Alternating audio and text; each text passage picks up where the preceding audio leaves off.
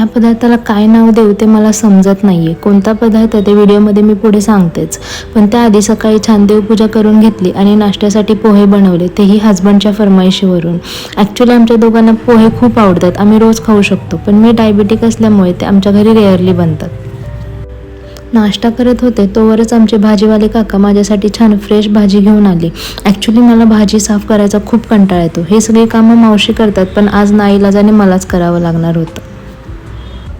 माझ्या मिस्टरांना सजुऱ्या आवडतात, त्यामुळे मम्मीने येताना सजुऱ्या बनवून आणल्या होत्या आणि एक्स्ट्राचं सारण पण आणलं होतं, जेणेकरून मी ते पुन्हा बनवू शकेन.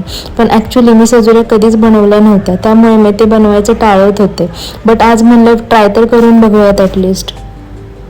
त्यासाठी मी सकाळी रवा आणि गव्हाचं पीठ भिजवून ठेवलं होतं, जेणेकरून ते बनवायला इझी जाईल. हे जे सारण आहे ना, ते आणून ऑलमोस्ट 1 आठवडा झाला होता, त्यामुळे ते ड्राय पण झालं होतं.